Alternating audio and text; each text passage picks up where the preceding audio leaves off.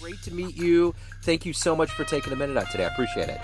Thank you. Glad to be here. You bet. So before we get into your life of crypto and being a leader and a mastermind, I want to know 5 years ago this pandemic was changing our lives.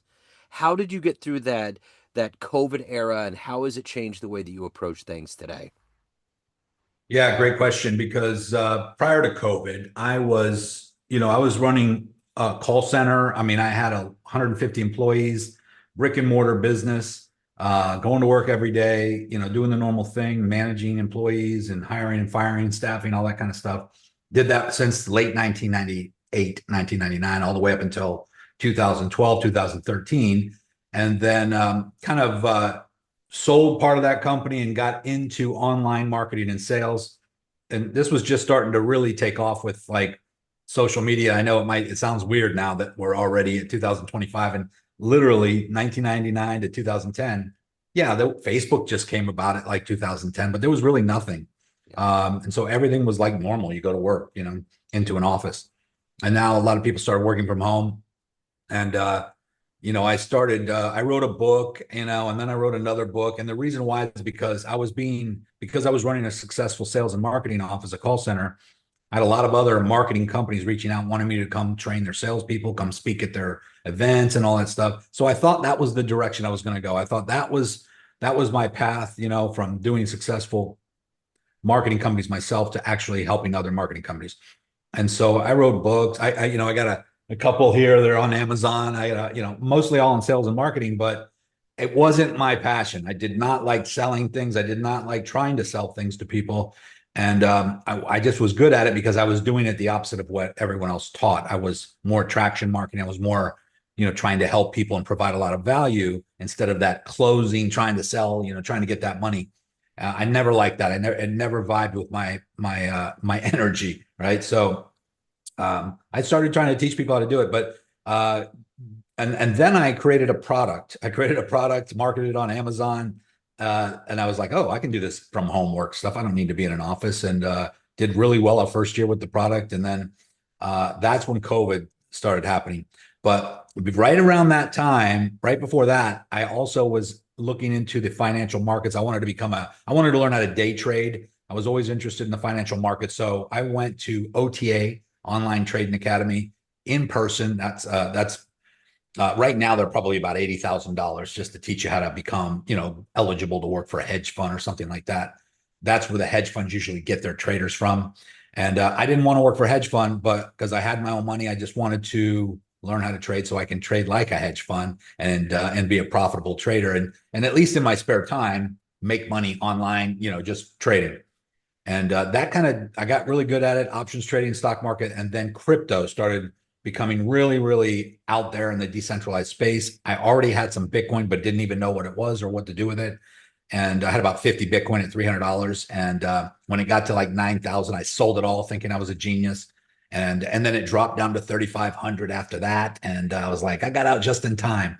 And that was right before it spiked up and went, ballistic to 30,000, 40, 50, 60, 80. So I was like, okay, what is this crypto stuff? I got to learn more about it.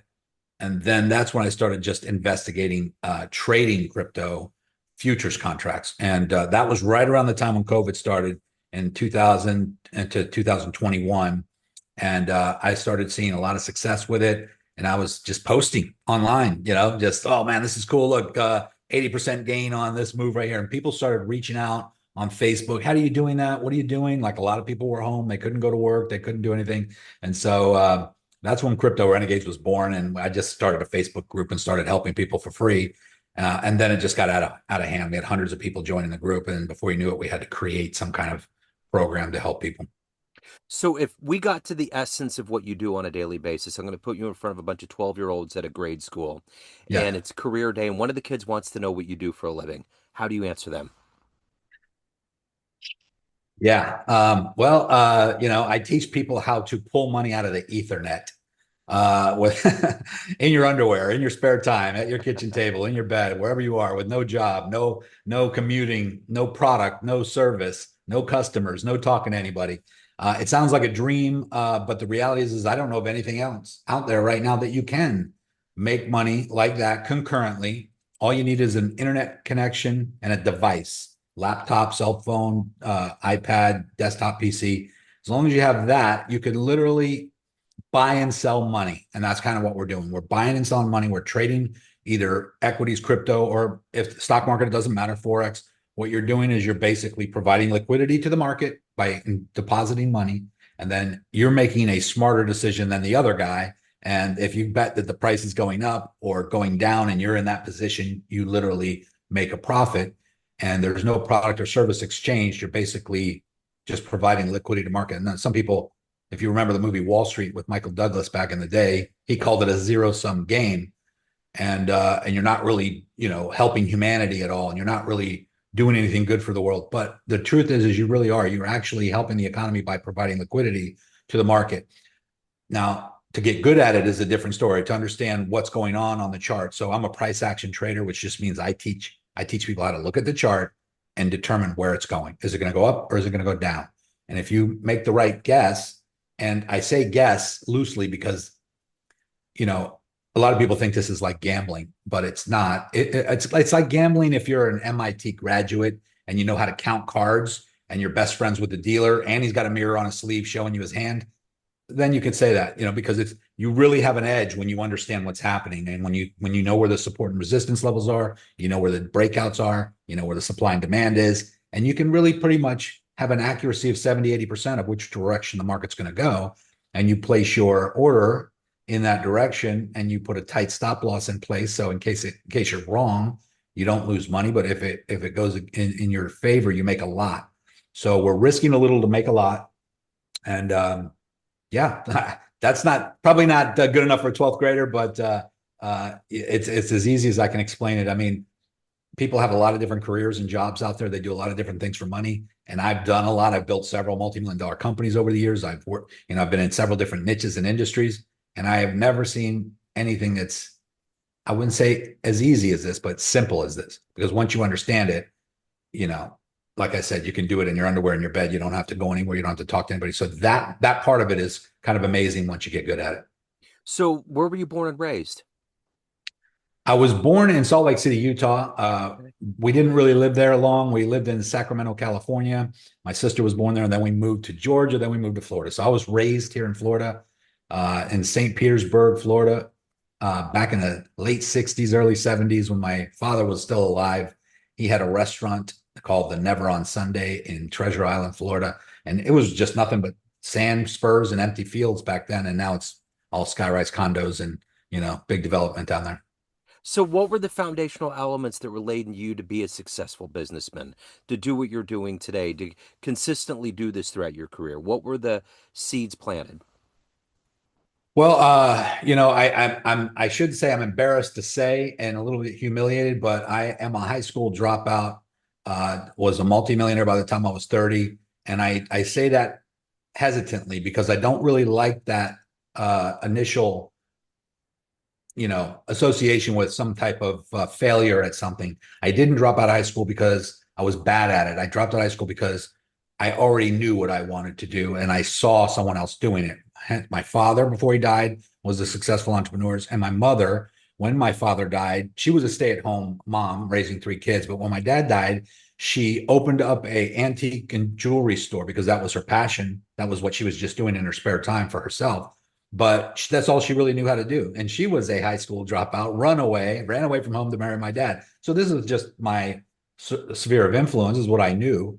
And I knew I'd rather sit at that store talking to customers, selling jewelry and antiques than being in math class. For whatever reason, I was allergic to school. I just could not stand being there one more minute. And I would be thinking all day long how to get out of it. But once I found something that I could make money, I think that my goal was just financial security. I knew what we had when my dad died. I was kind of like one of those reverse rags to riches stories. We had money when my dad was alive. And when I was 8, he passed away and we lost everything. And it didn't have anything to do with me. I didn't make the money. He did, but he also didn't plan for his death. And he didn't plan financially for my mother. So my mother, we basically had to move into a hotel from a waterfront estate in Terra Verde Island, which was considered, rich back then in the 60s, and had to sell everything to pay my dad's taxes and all his debts. and lived in a motel for like 6 months before she got off the ground and got a condo, and got money together, had a partner, opened up a storefront, brought all of her furniture from the house into the store because that was her seed product to sell, is her own furniture, antiques that she acquired over the months. And she did quite well with it, doubled, tripled her money on some of it. She knew she bought it at estate sales. And so we started doing that. And I was like going into high school. I just couldn't stand it. So I thought I wanted to become a gemologist. She had a jewelry store. I said, "Oh, I love that." Back in the 80s, we were wearing gold and jewelry all the time. I still do. But so I always liked that. So I thought that's what I wanted to do. And I was just very entrepreneurial minded right from the beginning. Everybody I aspired or looked at that I wanted their lifestyle was an entrepreneur, somebody who started a business, and usually it was the college graduates that worked for them.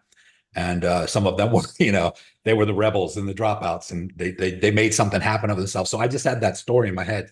And my dad and my mom was all I really had to look up to. So in hindsight, it's a no-brainer for me. But back then I didn't even think of it as bad. I know there was a stigma attached to dropping out of high school, but it worked out okay. But that was kind of the start there. So, as an entrepreneur, if you could meet one entrepreneur alive today that you find inspirational, that you could have a lunch with, ask some questions that might help you on your journey, who would you love to meet and talk to? That's a great question. I haven't pondered that too long, but a living entrepreneur right now, Elon Musk or Larry Ellison, these guys accomplished a lot in their lifetime. And it's not that I don't know what they did. They work very hard. I mean, there's no doubt. Elon Musk is kind of an amazing guy. Like him or hate him, it doesn't matter. Trump, like him or hate him, it doesn't matter really. You can't argue the success. And it always amazes me when people say Elon Musk was dumb or he shouldn't be doing this or Trump is stupid because he says this or that. I'm like, you cannot become a billionaire, have a number one rated TV show, then become the president twice, and do all that if you're stupid. You just can't do it. He's got something going on that works. So I'm always fascinated by the people that defy all odds and go against the grain and make something of themselves. So probably Elon Musk if I were to pick one. So, what is the motivation for you and your success that you've had and continue to have? What's the energy that gets you up when that alarm clock goes off to do it well and to take care of your soul as well? Yeah, so I think my biggest fear was always security. It was always knowing that I was going to be okay, like being able to go to sleep at night, not chewing my nails or panic that, I only have this much money left or that at the end of the month and I got to do this, otherwise I'm going to lose something.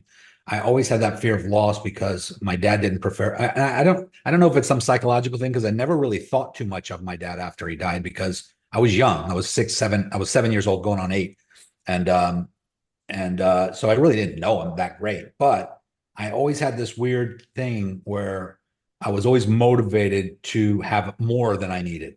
And I struggled in my early 20s and I thought, this is a feeling I cannot stand, to not have enough or to always be lacking, always be like, treading water and not able to just get a breath and have more than I need.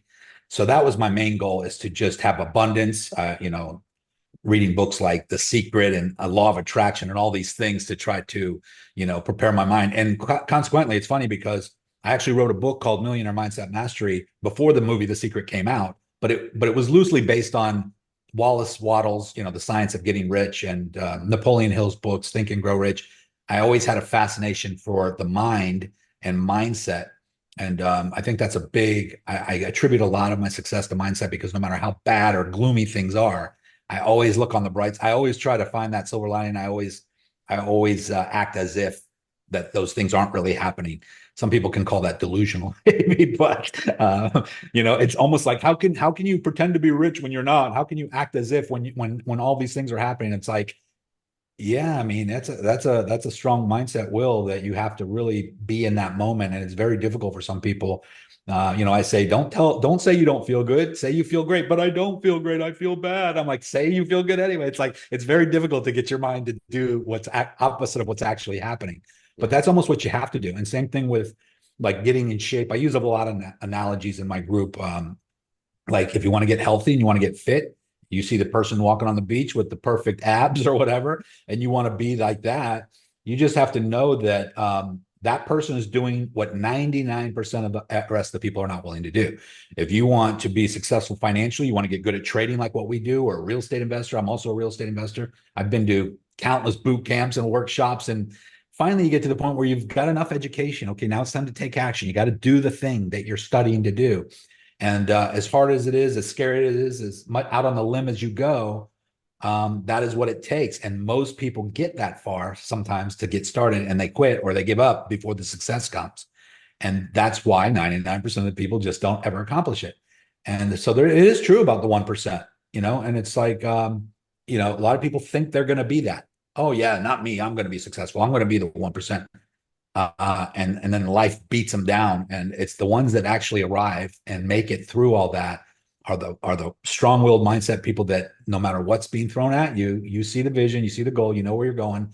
And what I've learned along the way is that failure eventually gives up on persistence. So if you just continue to go forward in your dream, continue to push forward, as long as you're still alive, as long as you still wake up in the morning, that means you still have more time and another chance.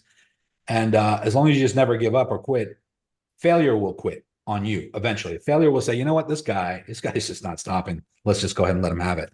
And that eventually happens. I believe that happens for everyone who just never quits. So a part of that entrepreneurial mix is risk. What's the biggest Yeah. risk that you've taken in your life, in your career? I mean, back to what I just said about security, I could save up $1 million. Now, some people are like, how do you save $1 million? That would take, you had to make a lot of money to save 1 million. You got to get to the point where you have a lot coming in order to save 1 million. But then I think, okay, well, money, what is money for? Money is a tool, and first of all, and it loses purchasing power. So if you're just sitting on a lot of money and it's not working for you, then you're going to spend it. And you hear these stories all the time about these lottery winners who they win 20 million or 50 million, and within a couple of years they're broke again. And the reason why is because they didn't grow to the person who deserves to have the money. They didn't grow internally to understand what to do with that money. It all just was bestowed on them all at once, and they had no knowledge of how to act in that amount of money. So they end up doing what they always dreamed to do, which is have all the things that they want. And so they go spending and buying, and before you know it, the money's gone. And I did that. The first time I made a lot of money, I was making, in my call center days, I had $12 million a year in gross revenue, probably netting about 600K after all expenses, which was not really good ROI by any means. But, back in the early 2000s, 600K a year was pretty good. I had my own private limo, had a gated estate. I thought I was a hot shot going out partying with the friends and paying for everybody. But what I learned is that but I always spent it. I spent just as much as I made. So when the business started doing bad, or when I went to get rid of business, I had nothing left. And then the real estate market in 2008, all the properties that I had just kind of went below value, below what I owed on them. And so I realized that when the next time I make money, I always said this, the next time I make money, if I don't put that money to work for me, I'm going to be in the same situation that I was in last time. And you only have so many chances. I mean, not because you can't keep coming up with ideas, but because you only live so long. And it takes, from the time of inception to the time of making a lot of money with a business or a good idea, it takes 3 to 5 years sometimes to turn that cycle around. And you got to be consistent for that 5 years and like live below your means and put blinders on and not get sidetracked and work your ass off, right, for 5 years. And then finally it starts to pay off. And then if you just start spending again, you're just an idiot. You just basically never learn your lesson. So the biggest risk I took, back to your original question, is after accumulating almost $1 million, and that's something everybody dreams to do, is to have that much just sitting there. I pretty much invested all of it into real estate and some other things. So until I was back to almost no cash again, I was asset rich and cash poor. And that was scary. That was scary too. But I also knew that I had things that were going to pay me for the rest of my life. So no matter what happens, I will have income. I've kind of secured that. And so that was the best feeling in the world. That allows me to sleep at night. That was something I never experienced before, that I actually always dreamed that I would get to. Speaking of dreams, if you had a dream tonight, ran into a young 12-year-old version of you, and you had a book in your hands, and it was like a coffee table book, and it was your life, and you handed it over and said, "This is how your life turned out." Would that young version believe it? Hmm. the young me was pretty like for sure that I was going to be something. Yeah. Younger self was the believe it, believe it until you see it, not I'll believe it when I see it. So I was annoying when it came to positive thinking. Like friends and relatives were, I don't feel good, or this sucks, or my life is, they would, I'm screwed. They always had that kind of, I'm like, screwed. Why? My electric bill is due Tuesday. I'm like, so what? Call them and get there was always a way around. To me, it was always like you're crying over something that's easily fixable. Mhm. So, my younger self might believe it, but not how long it took. Yeah. Not how long it took. My younger self would have said, "Man, what took you so long?" Probably. Yeah, because I really thought it was going to happen quicker. That's the delusion we have when we're young, and that's the problem with young people is they see other people that have what they want or that have done well, and they just think it's easy. They see the result, but they don't see the process that person had to go through and the growth that you had to get through. A lot of people think they deserve things they don't, and they're like, "Well, that guy doesn't deserve it. I deserve it." No, you don't. Why? Why are you saying that? I work hard. I do. That's because if you deserved it, you would have it. And people don't wrap their mind around that sometimes. And it's a hard nut to swallow. And it's a hard truth to say to people, especially people you like and care about, because they think you're being mean or rude. But the reality is when you get it, then you deserve it. When it happens and it appears you've done whatever it took to get it, that means you deserve it. And so it's very strange. A lot of people are out there thinking, preaching, oh, you got to be yourself, don't change, just be yourself. And I'm here to tell you, I'm sorry, but if you continue to be yourself and you continue to do the things you've always done, you'll continue to get what you've always got. You literally have to change. You have to change almost everything. You have to change your habits. You have to change, your belief system. You literally have to become someone else in order to have all the things that you currently don't have. And a lot of people don't want to hear that. Well, I don't want to be someone else. Well, continue to be you, but I'm sorry, but if you don't grow, you're never gonna just wake up one day and be a multimillionaire. You got to become that person. Yeah. So, of everything that you've accomplished and achieved and evolved to, what are you the proudest of? Um, I one thing about me that I've been told a lot from other people is I don't put myself first. I make sure everybody else is taken care of first. Family, friends, employees, customers. I usually go above and beyond to make sure that everybody. Did I miss anything first before I take my little share? It's like if I had a pie, I would make sure everybody has something to eat first before I would have my little crumb.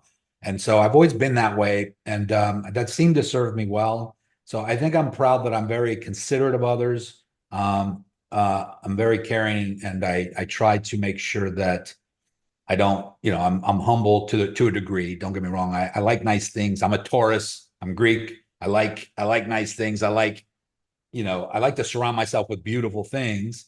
That's kind of in my nature. But I always wanted to make sure that no one's going to look at me, no one I care about, no, my mother, my sister, my brothers, no one's going to look at me and say, oh, he's selfish. Oh, he's doing all that for himself. He doesn't do it for anyone. No, I want to make sure everybody's taken care of first, usually. So, at the end of the day, everyone has a perception of you family, friends, all of your clients, everyone that you know in a business sense, but you run the show. What's your perception of you? Who do you think you are? Um, the older I get, the less ego I have. I used to think I was invincible, and maybe that served me well to a degree. But yeah, I think I think that as I get older, I'm a little bit more humble now. I realize that, life is a finite. I try to enjoy the moment more. But I'm not that kind of person that can go sit on retire and go sit on the beach and think that, oh, I can just go hang out on the beach. No, you do that for 2 days, 3 days, and you're bored out of your mind and you need to go create something again. That's me. I just can't do that. I always have to constantly be creating or doing something. So no matter how much money there is, I think I would like to start another business or create something else. I'll probably do that till I die. So, if anyone wants to get involved with crypto, they want to dive into your world, they have questions, any of the good business, where do they go? Well, I mean, what I'd like to offer for your viewers is, first of all, we do weekly live trading and trainings for the public to explain and show what we do. Anybody who reaches out to me, maybe on social media like Instagram, my name is Niko Mercuris, but make sure it's the blue check mark next to my name because I have a few imposters out there pretending to be me right now. And that's very annoying, but there's not much we can do about it other than report them. So just don't get fooled. I will never text you out of the blue. But if you message me, DM me, or comment on any of my videos on Instagram, YouTube, or Facebook, and say where you saw me on this podcast, mention Joe's name, or just say podcast, I will send you not only a link to my upcoming webinar where we explain everything we do, but I will send you a unlocked version of $1,000 training. It was a 4-day boot camp workshop that we did. It was $997 that we charged for it. In fact, it's still for sale and we still do that, but I will send you the unlocked version. So you'll be able to get that training for free. I think that a lot of people, no matter what you do for a living right now, if you can spare about 4 hours a week in your spare time, you can add another 6 figures or more to your income. And I think that should be appealing to everybody. If you're money motivated and you want to better your life financially, or you want to help your family and friends, reach out. We'll see what we can do to help you do that. Wonderful. Niko, I will put all of this in the show notes. So great to meet you, man. Thank you so much for your time. Thank you for your story. I appreciate it. You too, Joe. Thanks for having me. Thank you, sir.